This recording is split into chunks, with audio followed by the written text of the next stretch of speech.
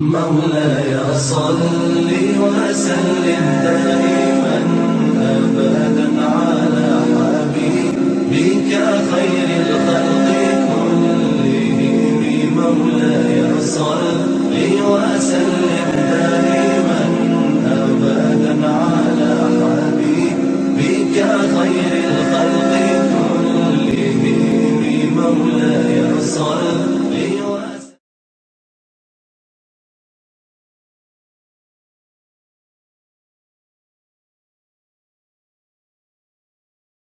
الحمد لله رب العالمين والصلاة والسلام على خاتم النبيين أما بعد فأعوذ بالله من الشيطان الرجيم بسم الله الرحمن الرحيم.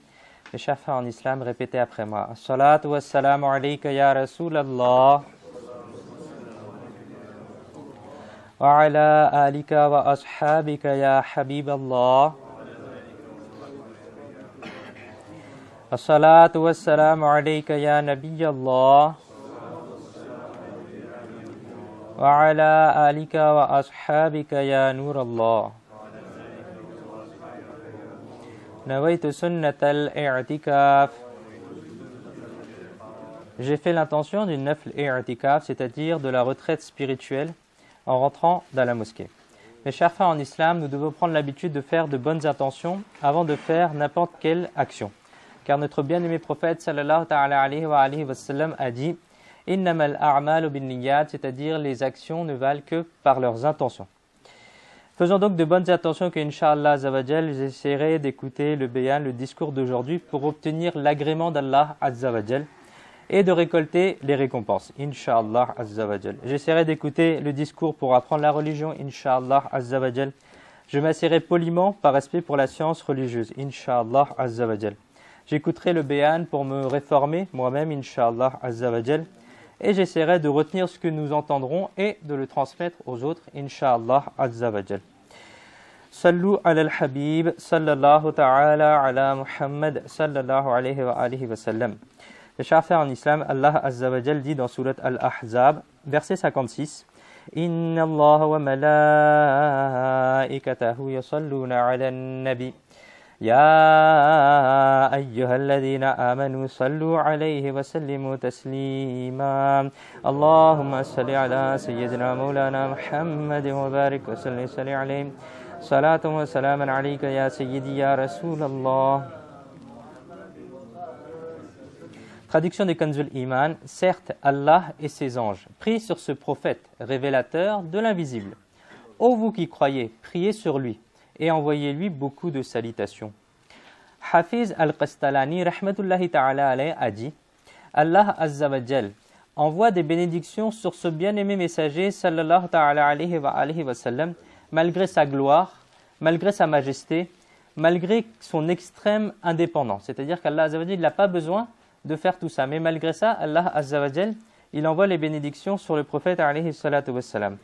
Les anges envoient également des bénédictions, malgré qu'ils passent leur temps dans l'adoration et qu'ils bénéficient du qurb, c'est-à-dire de la proximité avec Allah Azzawajal. Et Hafiz al-Qastalani, rahmatullahi ta'ala alayhi, continue en disant « Ô vous les gens, vous dépendez du bien-aimé prophète, alayhi salatu wassalam. Vous avez besoin de son intercession. C'est grâce à sa barakah que vous êtes honorés dans ce bas monde. Et c'est grâce à sa barakah que vous obtiendrez le succès dans l'au-delà. C'est pourquoi vous êtes plus en droit, c'est-à-dire plus que ce que Allah Azzawajal fait, plus que les anges ce qu'ils font. Vous êtes plus en droit de prier en abondance sur votre bienfaiteur, sur celui qui dissipe la tristesse, le bien-aimé prophète, sallallahu ta'ala alayhi wa sallam. Alors mes chers frères, avec amour, avec dévotion, avec respect, présentons nos prières sur notre noble et bien-aimé prophète. Sallu ala al-Habib, sallallahu ta'ala ala Muhammad, sallallahu alayhi wa sallam. Mes chers frères en islam, Allah Azzawajal dit dans Surat An-Nisa, verset 131. وَلَقَدْ وَصَّيْنَا الَّذِينَ أُوتُوا الْكِتَابَ مِنْ قَبْلِكُمْ وَإِيَّاكُمْ أَنِ اتَّقُوا اللَّهَ. Traduction de Kanzul Iman. Et en effet, nous avons enjoint, c'est-à-dire nous avons poussé les gens à ceux qui ont reçu le livre avant vous, ainsi qu'à vous, de continuer à craindre Allah. C'est-à-dire qu'Allah Azzawajal, il nous a enjoint, il nous a poussé, il nous a incité à le craindre comme il a enjoint, il a poussé les gens avant nous, ceux qui ont reçu le livre avant nous, à également craindre Allah Azza wa Jal. Notre Créateur, notre Maître, notre bien-aimé Allah Azza wa Jal nous a donné, ainsi qu'aux gens avant nous, en clair à tous les êtres humains, un conseil. Quel est ce conseil? Et ce conseil, c'est que Allah Azza wa Jal a dit « Anittaqullah », c'est-à-dire recherchez la taqwa, craignez Allah, continuez de craindre Allah.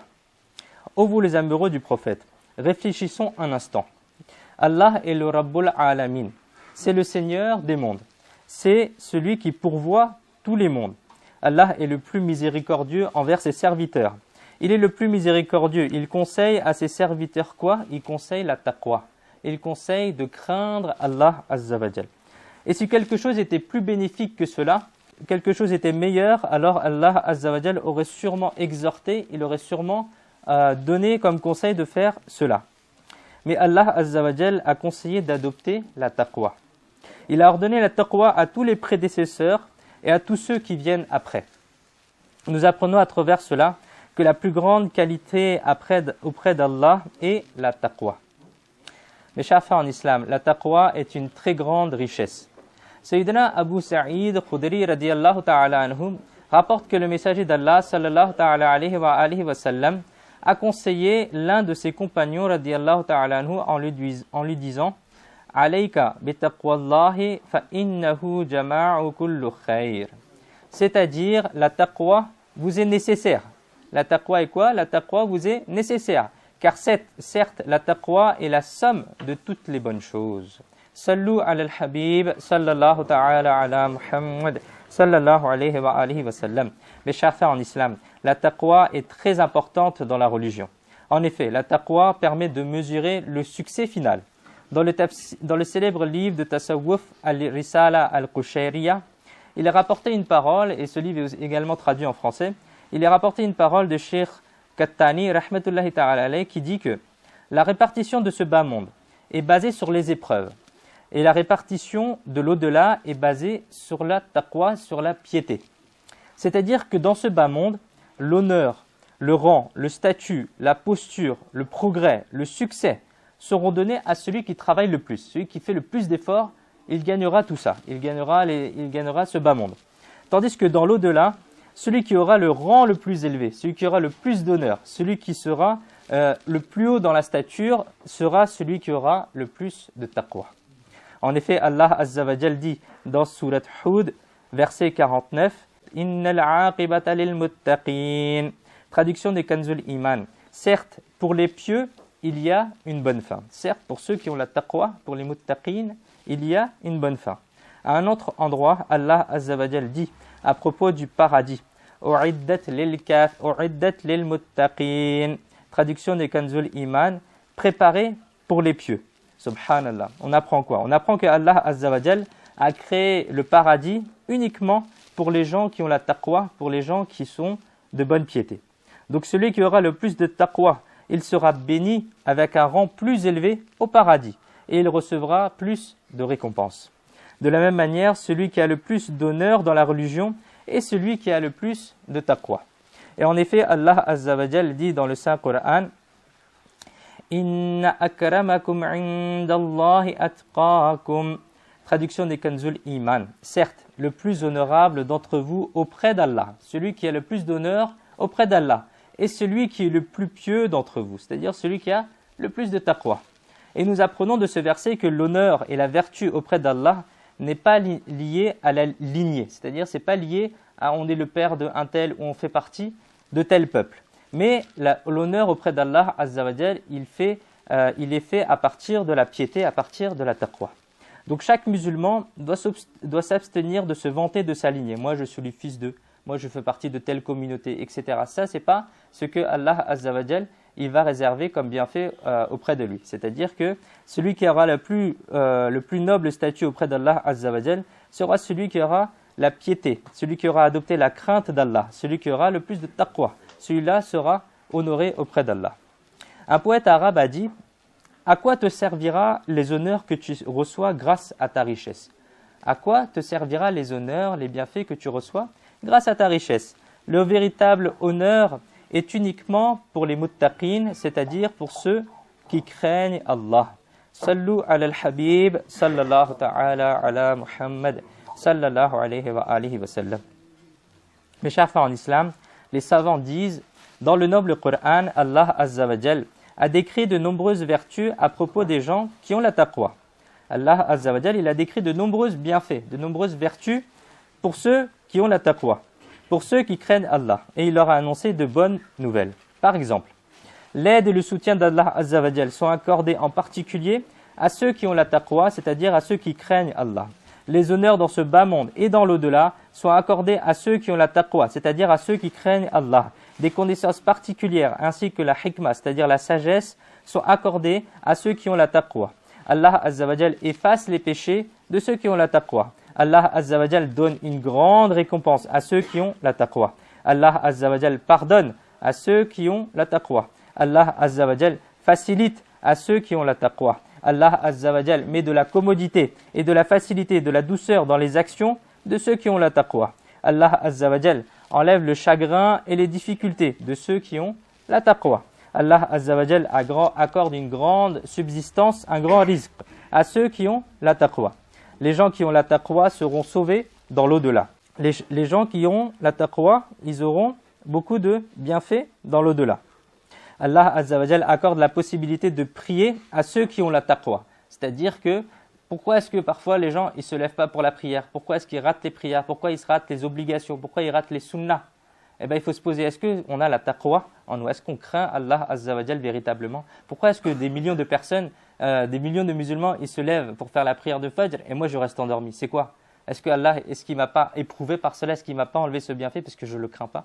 Et je fais des péchés continuellement, sans me dire que mince, qu'est-ce que je fais? Et je ne me remémore pas qu'un jour je dois mourir. Allah Azza wa Jal protège des péchés ceux qui ont la taqwa. La personne qui a la taqwa, c'est-à-dire qui craint Allah, arrive à atteindre ses objectifs. La personne qui a la taqwa, c'est-à-dire qui craint Allah, est bénie par l'amour d'Allah. C'est-à-dire qu'il a l'amour d'Allah dans son cœur. Les actes d'adoration, les ibadah de ceux qui ont la taqwa, c'est-à-dire de ceux qui craignent Allah, sont acceptés. La personne qui a la taqwa, c'est-à-dire qui craint Allah, est sauvée du chagrin et de la peur. Allah Azza wa Jal accorde un haut rang au paradis à ceux qui ont la taqwa. Et le plus grand bienfait pour la personne qui a la taqwa, c'est-à-dire qui craint Allah, et qu'elle réussit à atteindre un haut rang auprès d'Allah. Un poète a dit « Accorde-moi de bonnes mœurs, accorde-moi un bon caractère. Accorde-moi de bonnes mœurs, accorde-moi un bon caractère. Accorde-moi la taqwa. Accorde-moi ta crainte, ô mon Seigneur. Sallu ala al-habib, sallallahu ta'ala ala Muhammad, sallallahu alayhi wa alihi wa sallam. Les chers frères en islam, on va essayer d'apprendre, Inch'Allah, qu'est-ce que la taqwa? C'est quoi la taqwa? On va essayer d'apprendre ça aujourd'hui, Inch'Allah. Un jour, notre deuxième calife, le deuxième calife des musulmans, Amir al-Mu'minin, Sayyidina Umar al-Faruq al-A'zam, a dit à Sayyidina Ka'b al-Ahbar, c'est-à-dire à un autre compagnon, radiyallahu ta'ala anhu. Il lui a dit, ô Ka'b, dis-moi, qu'est-ce que la taqwa? Dites-moi, qu'est-ce que la taqwa? Sayyidina Ka'b al-Ahbar a dit, ô Amir al-Mu'minin, Sayyidina Umar al-Faruq al-A'zam, radiyallahu ta'ala anhu, avez-vous déjà traversé un chemin où il y avait des buissons épineux? C'est-à-dire, il y avait des plantes avec des épines. Amir al-Mu'minin, Sayyidina Umar al-Faruq al-A'zam, radiyallahu ta'ala anhu, a dit, oui, bien sûr, j'ai déjà traversé ce type de chemin dans lequel il y avait des buissons avec des épines. Sayyidina Ka'b al-Ahbar, radiyallahu ta'ala anhu, a dit, alors, comment avez-vous traversé ce genre de chemin? Qu'est-ce que vous avez fait pour traverser ce chemin? Et Sayyidina Umar al-Faruq al-A'zam, radiyallahu ta'ala anhu, a dit, j'ai tout fait pour éviter de me prendre les épines. Et j'ai fait attention à mes vêtements pour qu'ils ne se bloquent pas, qu'ils ne se prennent pas dans les épines. Sayyidina Ka'b al-Ahbar, radiyallahu ta'ala anhu, a répondu, Dhalik at-taqwa, c'est-à-dire c'est ça la taqwa. Qu'est-ce que ça signifie? Cela signifie que lorsque nous sommes venus dans ce monde, Allah Azza wa Jal nous a donné une âme pure, un cœur propre, un cœur pur. Maintenant, nous sommes comme des voyageurs qui traversons ce monde et nous nous dirigeons vers l'au-delà. On peut comparer ce bas monde à un chemin. Et sur ce chemin, il y a des buissons épineux. Sur ce chemin, il y a Shaitan. Sur ce chemin, il y a notre nafs, c'est-à-dire notre ego qui nous pousse vers les mauvaises choses ou qui nous empêche de faire des bonnes actions. Sur ce chemin, il y a l'amour de ce bas monde. Sur ce chemin, il y a l'amour pour les richesses. Sur ce chemin, il y a le hasad, c'est-à-dire la jalousie, l'envie que l'autre perde son bienfait et que l'on obtienne son bienfait à sa place. Dans ce chemin, il y a la méchanceté, il y a la rancune, c'est-à-dire ce sentiment d'amertume qu'on a pour se venger des autres. Il y a de l'animosité, c'est-à-dire le sentiment d'hostilité à l'égard de quelqu'un qui nous pousse à lui vouloir du mal. Il y a le suivi des passions, etc., etc. Il y a des milliers de péchés et des milliers de chemins qui mènent au péché. Et tous ces péchés représentent des buissons épineux qui sont sur notre chemin. Nous devons traverser ce bas monde en protégeant notre âme et notre cœur de ces buissons épineux que sont les péchés. C'est cela la taqwa. Le quatrième calife des musulmans, Amir al-Mu'minin, Sayyidina Ali radiyallahu ta'ala anhu, a dit « La taqwa est le nom d'un ensemble de 4 choses, c'est-à-dire ces 4 choses combinées, la taqwa. Qu'est-ce que c'est? Première chose, c'est la crainte d'Allah Azza wa Jal. La deuxième chose, c'est mettre en pratique le Coran.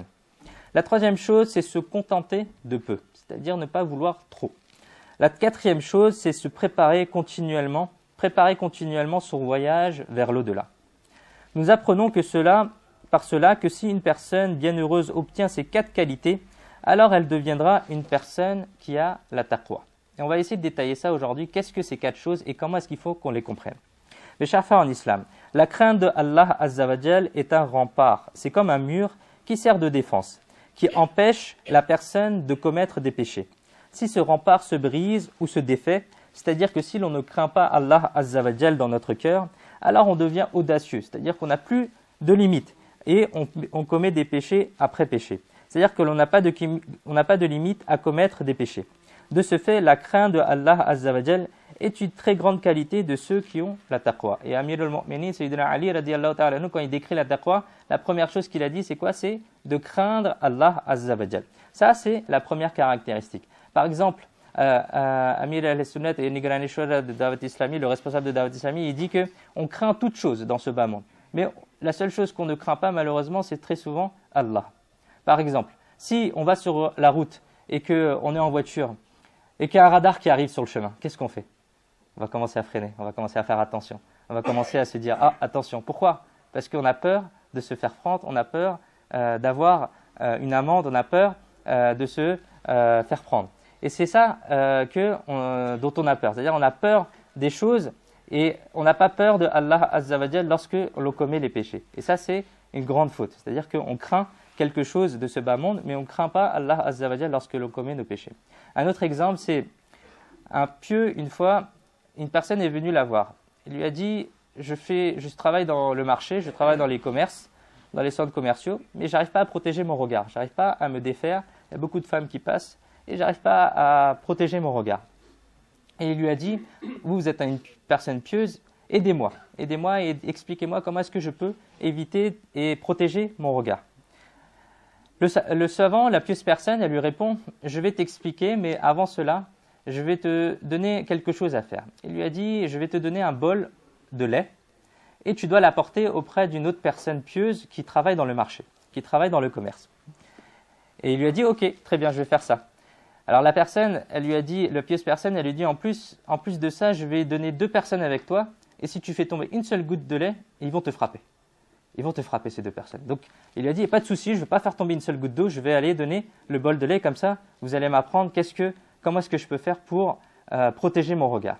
Alors la personne, elle est partie sur le chemin, elle faisait attention, elle a emmené le bol de lait jusqu'à la pieuse personne. Et il y avait 2 personnes qui l'accompagnaient, elle a dit, si il fait tomber une seule goutte de lait, il faut le frapper. Et ensuite, il a donné le bol de lait et ensuite, il est revenu en courant auprès de la pieuse personne. Il lui a dit, c'est bon, j'ai accompli ma mission, maintenant, qu'est-ce que je dois faire pour protéger mon regard? Et la pieuse personne, elle lui a dit, voilà ce que tu devais faire lorsque tu dois protéger ton regard. C'est-à-dire, qu'est-ce que tu dois faire? Il lui a dit, est-ce que tu as levé tes yeux lorsque tu as emmené le bol? Et il lui a dit, non, j'ai fait attention parce qu'il ne fallait pas que je fasse tomber une seule goutte de lait. Alors, j'ai focalisé toute mon attention sur le bol de lait et j'ai fait attention à rien d'autre autour de moi. Et en plus de ça, vous m'aviez mis 2 personnes avec moi et si je faisais tomber une seule goutte, ils allaient me taper. Et le savant, il lui explique, la pieuse personne, il lui explique que c'est véritablement ça qu'il faut que tu adoptes. C'est-à-dire qu'il faut que tu adoptes le fait que tu saches que le péché, il est par là et du coup, tu ne dois pas regarder vers là et tu dois faire attention parce que Allah Azza wa Jal, il a préparé un châtiment pour ceux qui désobéissent. Et la personne, ensuite, elle s'est repentie et elle a changé de comportement. Donc, mon cher frère en islam, la première chose de la taqwa, c'est quoi? C'est craindre Allah Azza wa Jal. Il est rapporté une fois Sayyidina Yazid al-Raqashi, rahmatullahi ta'ala alayh, il était présent au service de Sayyidina Omar bin Abdul Aziz. Sayyidina Omar bin Abdul Aziz, c'était un calife, mais un calife qui craignait Allah Azza wa Jal énormément. Sayyidina Omar bin Abdul Aziz, rahmatullahi ta'ala alayh, le calife, il lui dit « Donnez-moi un conseil ». Sayyidina Yazid al-Raqashi, rahmatullahi ta'ala alayh, a dit « Ô Amir al-Mu'minin, vous n'êtes pas le premier calife qui va mourir. C'est-à-dire, vous n'êtes pas le premier roi, vous n'êtes pas la première personne qui va mourir. » En entendant cela, Sayyidina Omar bin Abdul Aziz, rahmatullahi ta'ala alayh, il se mit à pleurer. Puis vous avez dit « Donnez-moi d'autres conseils. » Sayyidina Yazid al-Raqashi, rahmatullahi ta'ala alayh, a dit « Si l'on remonte votre lignée jusqu'à notre père Sayyidina Adam alayhi salam, aucun de vos ancêtres n'est vivant aujourd'hui. » Sayyidina Omar bin Abdul Aziz, rahmatullahi ta'ala alayh, a encore pleuré et a dit « Donnez-moi encore d'autres conseils. » Sayyidina Yazid al-Raqashi, rahmatullahi ta'ala alayh, a dit « Il n'y a pas de destination, il n'y a pas de finalité en dehors du paradis et de l'enfer. C'est-à-dire que notre demeure sera soit l'enfer, soit le paradis. Il n'y a pas d'autre endroit possible en dehors de cela. » Après avoir entendu cela, Sayyidina Omar bin Abdul Aziz, rahmatullahi ta'ala alayh, a été submergé par la crainte d'Allah. Vous vous êtes évanoui et vous êtes arrivé par terre. Ô vous les amoureux du prophète, regardez cette crainte pour Allah Azza wa Jal. Sayyidina Omar bin Abdul Aziz, rahmatullahi ta'ala alayh, il était un calife. Vous étiez au pouvoir, vous pouviez décider de ce que vous vouliez. Et en général, lorsque la personne elle a le pouvoir et tout ce que cela accompagne, les gens ils deviennent rebelles auprès d'Allah.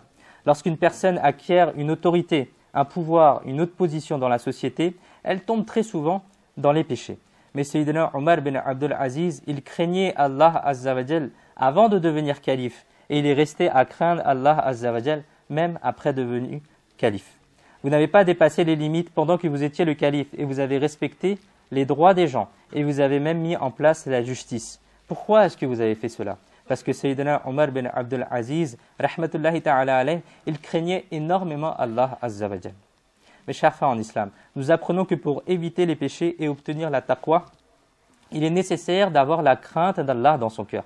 Qu'Allah Azza wa Jal nous accorde à nous aussi le bienfait de le craindre. Amin. Afin de gagner la crainte de Allah Azza wa Jal, mes chers frères en islam, qu'est-ce qu'on doit faire ? La récitation du Coran doit devenir une routine. En particulier lire et relire les versets dans lesquels il est fait mention du châtiment d'Allah, de l'enfer et du jour du jugement, ainsi que de lire la traduction et le tafsir de ces versets sont importants. Il y a également de nombreux hadiths qui nous enseignent la crainte d'Allah Azza wa Jal, et il est également bien de les lire. Il y a également des livres qui nous poussent à craindre Allah Azza wa Jal, et il est également bien de les lire. Et pour craindre Allah Azza wa Jal, il est bien aussi de lire les biographies des pieuses personnes qui avaient ce sentiment en eux, qui avaient cette crainte dans leur cœur. Et il est également bien aussi de visiter les cimetières des musulmans une fois par semaine et d'y réciter la Fatiha, tout en te disant que bientôt, moi aussi, je vais être enterré. Et qu'est-ce que je serai impuissant à ce moment-là ? Puis il faut réfléchir à ce qu'il va se passer dans notre tombe. Si l'on fait cela, alors Inch'Allah al-Karim, nous serons pris par la crainte d'Allah. Lisez le livre « La crainte d'Allah » audition Maktabatul Madina. Grâce à cela aussi, la crainte d'Allah Azza wa Jal pourra augmenter en nous. Donc je vous ai essayé de vous donner quels sont les moyens d'obtenir la taqwa, d'obtenir la crainte d'Allah Azza wa Jal. La crainte d'Allah Azza wa Jal, elle peut être obtenue en lisant le Coran et les versets en particulier qui parlent du châtiment, qui parlent de l'enfer, qui parlent du jour du jugement. Et lire leurs tafasir, lire leurs commentaires, lire leurs exégèses, etc. Lire les ahadiths qui parlent de ces sujets-là aussi. Lire comment est-ce que nos pieux prédécesseurs, masha'Allah, on a 1400 ans d'histoire derrière nous. Comment est-ce qu'ils ont passé leur vie? Comment est-ce qu'ils craignaient Allah Azza wa Jal. Sallu ala al-Habib, sallallahu ta'ala ala Muhammad, sallallahu alayhi wa alihi wa sallam. Mes chers frères en islam, le quatrième calife des musulmans, Sayyidina Ali al-Murtada, radiyallahu ta'ala anhu, a décrit 4 caractéristiques, comme on l'a entendu, des gens de la taqwa. La première caractéristique, c'était craindre Allah Azza wa Jal. La deuxième caractéristique, c'est mettre en pratique le Coran. Ceci est également une caractéristique très importante et nécessaire. L'imam Sha'arani, rahmatullahi ta'ala alayhi, a dit: parmi les bonnes manières des personnes pieuses, il y a le fait que tant qu'ils ne trouvent pas l'ordre de faire quelque chose dans le Coran, la Sunna ou la Sharia, ils ne la font pas. Une histoire a été rapportée dans Bukhari et Muslim, dont le résumé est quelque chose comme ceci. Une fois, quelques compagnons, alayhim ridwan, étaient en voyage. En chemin, à un certain endroit, une personne est venue voir ses compagnons, alayhim ridwan, et leur a dit « Notre chef s'est fait piquer par un scorpion. Pouvez-vous faire quelque chose pour lui ?» Et un compagnon, radiallahu ta'ala anhu, s'est levé et a dit « Oui, je vais lire quelque chose pour lui. » Alors son compagnon, radiallahu ta'ala anhu, est allé avec cette personne et a récité Surat al-Fatiha et a soufflé sur la personne pour qu'elle puisse guérir. Et le malade est effectivement guéri par la suite. Puis ces gens, qu'est-ce qu'ils ont fait? Ceux qui étaient venus voir les compagnons, ils ont offert des chèvres aux compagnons alayhim ridwan. Et les compagnons alayhim ridwan, ils ont accepté ce cadeau. Ils ont accepté les chèvres qu'on leur avait donnés. Mais ils se sont ensuite posé la question s'il leur est permis d'accepter cela ou pas. C'est-à-dire, ils ont commencé à réfléchir, qu'est-ce que l'islam il nous dit par rapport à cet acte-là. Lorsque les compagnons alayhim ridwan sont revenus à la ville bénie de Médine, ils ont présenté toute la situation à notre noble et bien-aimé prophète sallallahu ta'ala alayhi wa sallam. Et notre noble et bien-aimé prophète sallallahu ta'ala alayhi wa sallam leur a alors donné la permission de tirer profit de ces chèvres. Imaginez un instant. C'est-à-dire qu'ils étaient en voyage, on leur a donné des chèvres et ils n'ont pas utilisé les chèvres, ils n'ont pas mangé leur viande, ils n'ont pas utilisé le lait qu'ils pouvaient utiliser de ces chèvres et ils les ont gardés avec eux durant tout le voyage. C'est-à-dire quelle difficulté ça peut être pour eux d'avoir fait cet acte-là. C'est-à-dire ils se sont restreints, ils n'ont en plus pas utilisé les chèvres et en plus ils ont dû les transporter jusqu'à Médine et ensuite ils ont posé la question. C'est-à-dire ils ont fait attention à quoi? Ils ont essayé de mettre en pratique le Coran, ils ont essayé de mettre en pratique la charia. Et ensuite les compagnons ils furent rassurés uniquement après le verdict de notre bien-aimé prophète sallallahu ta'ala alayhi wa sallam. Ô vous les amoureux, regardez la taqwa, regardez la piété de nos compagnons. Les chèvres ont été reçues en échange de la guérison de quelqu'un. Ceci était une nouvelle situation pour les compagnons alayhim ridwan. À la lumière du Coran et de la Sunna, ils ne savaient pas quelle était la règle religieuse. Qu'est-ce que la charia dit à propos de ce cadeau?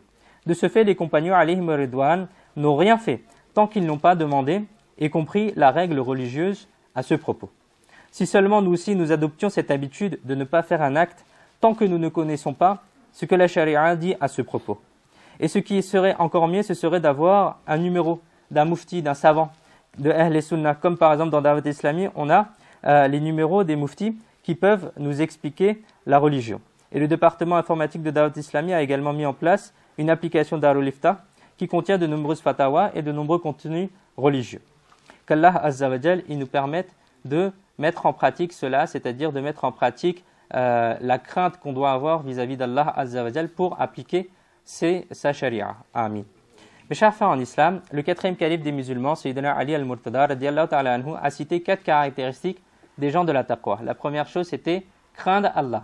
La deuxième chose, c'est mettre en pratique le Coran, mettre en pratique la sharia. La troisième chose que Sayyidina Ali radiallahu ta'ala anhu a dit, c'est de se contenter de peu. Avoir la qana'a. On dit en arabe al-qana'a, c'est-à-dire se contenter de peu. Al-qana'atu bil-qalil, c'est-à-dire se contenter de peu. Qu'est-ce que ça signifie? Le contentement signifie être satisfait de son destin. Ceci est également une caractéristique de base pour avoir la taqwa. Il est très difficile pour une personne d'éviter les péchés qui n'a pas le contentement, qui n'a pas la qana'a.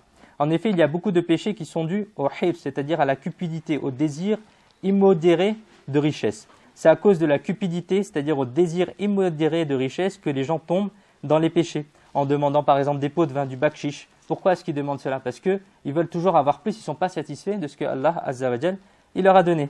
C'est à cause de la cupidité, au désir immodéré de richesse que les gens tombent dans les péchés, en faisant des transactions illicites, des transactions avec du riba. C'est à cause de la cupidité, au désir immodéré de richesse que les gens tombent dans les péchés, en essayant de gagner de l'argent de façon haram. C'est à cause de la cupidité, au désir immodéré de richesse que les gens tombent dans les péchés en volant les droits des orphelins. C'est à cause de la cupidité, au désir immodéré de richesse que les gens tombent dans les péchés en allant jusqu'à tuer les membres de sa propre famille pour avoir l'héritage. C'est à cause de la cupidité, au désir immodéré de richesse que les gens tombent dans les péchés en se présentant en tant que non-musulmans pour aller s'installer dans les pays plus riches. Astaghfirullah. Par conséquent, la personne qui refuse d'adopter le contentement et refuse d'être satisfait de ce qu'Allah Azza wa Jal lui a accordé, alors il sera très difficile pour cette personne d'éviter le péché. Et celui qui n'arrive pas à éviter le péché, alors comment pourra-t-il obtenir la taqwa? Mes chers frères en islam, pour essayer de comprendre cela, essayons de comprendre comment est-ce que les pieux prédécesseurs ont fait. Sayyidina Muhammad bin Wasi' rahmatullahi ta'ala alayh, avaient l'habitude de manger du pain avec du sel et du vinaigre. Vous disiez, la personne qui se contente de cela dans ce bas monde, elle sera préservée du déshonneur devant les gens. C'est-à-dire qu'elle n'ira pas demander aux gens de l'argent, elle n'ira pas essayer de faire des choses illicites pour essayer de gagner encore plus, encore plus, encore plus. Une autre histoire, c'est Sayyidina Sufyan Saouri, rahmatullahi ta'ala alayhi, qui dit « À notre époque, une personne qui ne se contente pas de pain d'orge tombe dans l'humiliation et la disgrâce. » Une fois une personne a demandé à Sayyidina Sufyan Saouri, rahmatullahi ta'ala alayhi, « Est-ce que je peux accumuler les richesses ? Est-ce que je peux accumuler les richesses ?» Il a répondu « Il y a 5 mots à accumuler les richesses. La première chose, cela augmente l'espoir. C'est-à-dire que cela augmente l'espoir que l'on va rester en vie. Et l'on se détourne de notre propre mort. Alors, plus on accumule, plus on a envie de gagner plus, plus on se dit, vas-y, je vais encore gagner, je vais encore gagner, je vais encore gagner. Et plus on oublie qu'on doit quitter un jour ce bas monde. La deuxième chose que Sayyidina Sufyan Saouri, rahmatullahi ta'ala alayhi, il dit, en accumulant les richesses, cela augmente le hirs, c'est-à-dire la cupidité, l'amour immodéré pour les richesses. Troisième chose, c'est en accumulant les richesses, cela augmente l'avarice. C'est-à-dire qu'on a de l'argent, mais on refuse de le dépenser, quitte à s'en priver. En accumulant les richesses, on oublie que l'on doit se préparer pour l'au-delà et on tombe dans l'insouciance. Et la cinquième chose, c'est un désastre majeur de l'accumulation des richesses et que la piété de la personne diminue. Qu'Allah Azza wa Jal nous préserve du hib, c'est-à-dire de la cupidité et du désir immodéré de richesse.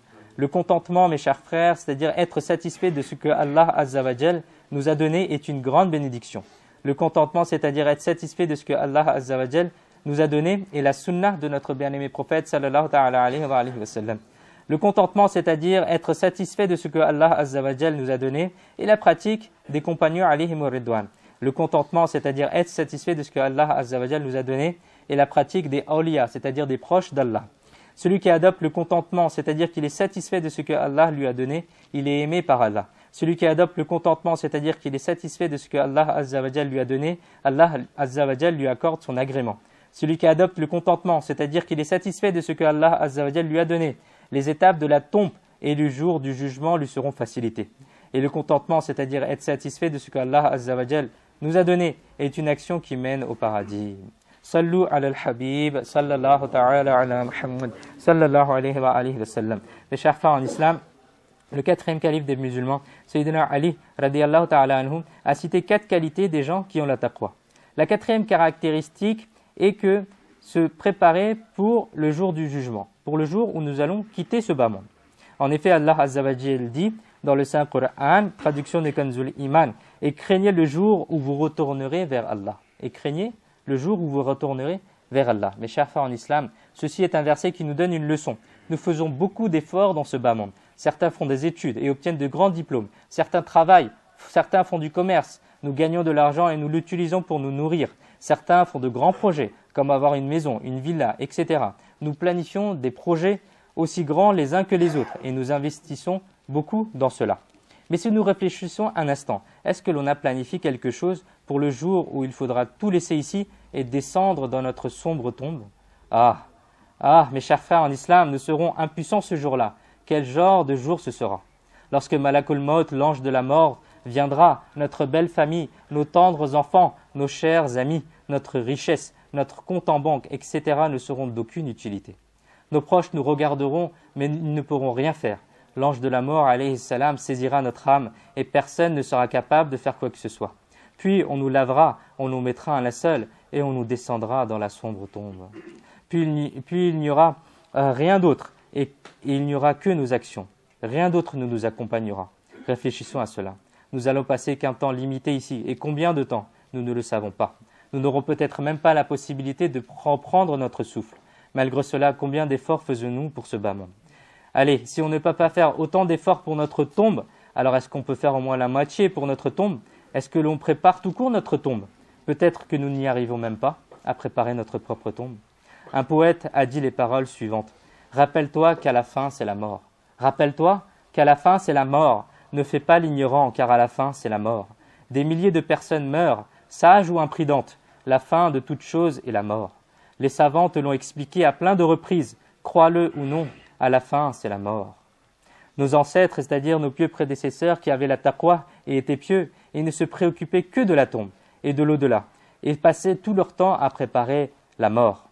Khwaja Sirri Saqti, rahmatullahi ta'ala alayh, est resté dans ce monde pendant 98 ans. À l'exception du moment de la mort, personne ne l'a vu allongé. Il avait toujours l'habitude de prier. Mohammed Jiriri, rahmatullahi ta'ala alayh, est resté pendant 1 an à Makkatul Mukarramah. Il n'a ni dormi ni tendu ses pieds par respect pour la ville. Uwais al-Qarani, rahmatullahi ta'ala alayh, se mettait à faire du zikr après la prière de Fajr, jusqu'à qu'il soit la prière de Zohr. Après la prière de Zohr, il reprenait le zikr jusqu'à que ce soit la prière de Asr. De Asr jusqu'à Maghrib et de Maghrib jusqu'à Isha. Et ensuite de Isha jusqu'à Fajr, il restait assis à faire le zikr d'Allah. Sayyidina Abu Bakr Ayash, rahmatullahi ta'ala alayh, il récitait surat al-Ikhlas 30 000 fois par jour. Il priait 500 nawafil par jour et terminait la récitation entière du Coran plusieurs fois par jour. Pendant 40 ans, l'imam al-A'azam Abu Hanifa, rahmatullahi ta'ala alayh, il effectuait sa prière de Fajr avec les ablutions qu'il avait fait lors de la prière de Isha. C'est-à-dire que lorsque l'on dort, les prières, elles sont invalides. Et bien ça prouvait qu'en fait, il ne dormait pas entre Isha et Fajr pendant 40 ans. Il n'a pas cassé ses ablutions pour faire la prière de Fajr. Il faisait la prière de Isha et ensuite il restait éveillé. En plus de cela, il avait l'habitude de terminer la lecture du Coran en 2 raka'a chaque nuit. Allah, Allah, mes chers frères en islam, imaginons un instant. Imaginons comment est-ce que ces pieuses personnes passaient tout leur temps à faire de bonnes actions. Ils étaient préoccupés par l'au-delà. Ils se souvenaient de la mort et de la tombe et de l'au-delà. Si seulement nous aussi nous adoptions les qualités des gens qui ont la taqwa, si seulement nous aussi nous étions bénis par l'envie de nous préparer à la mort. Qu'Allah Azza wa Jal nous accorde à nous aussi la préoccupation de notre tombe. Amin bijahi khatam al-nabiyyin sallallahu ta'ala alayhi wa alihi wa sallam. Mes chers frères en islam, alhamdulillah, thumma alhamdulillah, le mois de Ramadan, le mois du pardon, le mois de la révélation du Coran approche à grands pas. Le mois de Ramadan al-Mubarak est le meilleur mois pour atteindre la taqwa. Lorsque Allah Azza wa Jal a ordonné l'obligation de jeûner durant le mois de Ramadan, il a également mentionné le bénéfice de jeûner. Pourquoi est-ce qu'on doit jeûner? C'est-à-dire que Allah Azza wa Jal a dit que c'est d'atteindre ce même taqwa, c'est-à-dire atteindre cette même crainte, cette même piété pour laquelle on doit jeûner. En effet, Allah Azza wa Jal dit dans le Saint Coran, Ya ayyuhalladhina amanu kutiba alaykumus siyamu kama kutiba ala alladhina min qablikum la'allakum tattaqun. Traduction de Kanzul Iman. Ô vous qui croyez, le jeûne vous a été rendu obligatoire comme il a été rendu obligatoire pour ceux avant vous, afin que vous trouviez la piété, afin que vous trouviez la taqwa. Le célèbre commentateur du Coran, Mufti Ahmed Ya'khan Naimi, rahmatullahi ta'ala alayh, explique la dernière partie de ce verset, la'allakum tattaqun, en disant, il y est fait mention de la sagesse du jeûne. C'est-à-dire, il a expliqué quelle est la hikmah, pourquoi est-ce qu'on jeûne. C'est-à-dire, ô vous qui croyez, le jeûne vous a été rendu obligatoire afin que vous puissiez éviter le feu de l'enfer et que vous deveniez pieux. Il dit encore, notre nafs, notre ego, qui nous empêche de faire de bonnes actions, notre ego qui nous pousse vers les péchés, qui nous pousse vers cela, elle se fortifie lorsque l'on mange et lorsque l'on boit. C'est-à-dire, lorsqu'on mange, lorsqu'on boit, on a envie de faire, notre nafs nous pousse à faire plus de péchés, notre nafs nous empêche de faire de bonnes actions. Lorsque la force sera brisée par le jeûne, lorsque sa force de cet ego-là sera brisée par le jeûne, alors vous serez moins poussé vers le péché et vous atteindrez également la piété. Ô vous les amoureux du prophète, nous apprenons que grâce à la bénédiction du jeûne, notre nafs, notre ego se brise, l'attrait vers les péchés est réduit et la richesse de la taqwa, c'est-à-dire de la piété, nous est accordée. Le mois de Ramadan approche à grands pas. Respectons-le comme il se doit. Faisons l'attention de ne pas rater un seul jour de jeûne durant ce mois béni. Faisons l'attention de réciter le Coran durant ce mois béni. Faisons l'attention de faire la prière de Tarawih tous les jours après Isha durant ce mois béni. Faisons l'attention de tirer les bénédictions des repas de Suhour et de Iftar. Et alors, Inch'Allah al-Karim, la grande richesse de la taqwa nous sera accordée. Mes chers frères en islam, le département informatique du mouvement religieux des amoureux du prophète Da'wat Islami a publié une très belle application qui s'appelle Kalima et Dua.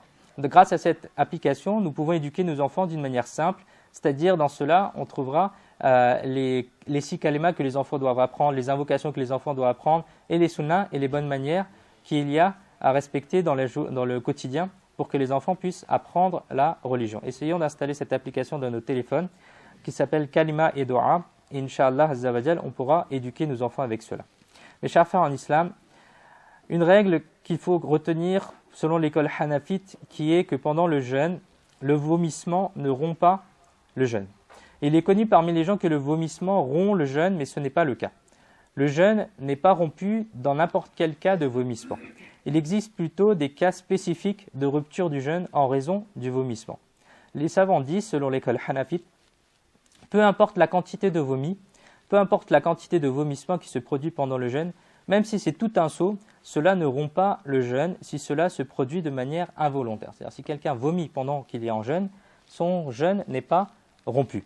Si on se souvient que l'on est en état de jeûne et que l'on se fait vomir, c'est-à-dire que l'on vomit volontairement et que ce vomissement est à pleine bouche, c'est-à-dire que c'est un vomissement qu'on ne peut pas arrêter, alors le jeûne sera interrompu. Si l'on jeûne et qu'on vomit et que ce vomi n'est pas à pleine bouche et qu'on vomit volontairement, alors le jeûne n'est pas rompu. Sallu ala al-Habib, sallallahu ta'ala ala Muhammad, sallallahu alayhi wa sallam. Qu'Allah Azza wa Jal nous accorde le bénéfice de retenir ce que nous avons entendu et de le propager aux autres. Amin. Bijahi khataman nabiyyin, sallallahu ta'ala alayhi wa sallam. Sallu ala al-Habib, sallallahu ta'ala ala Muhammad, sallallahu alayhi wa sallam.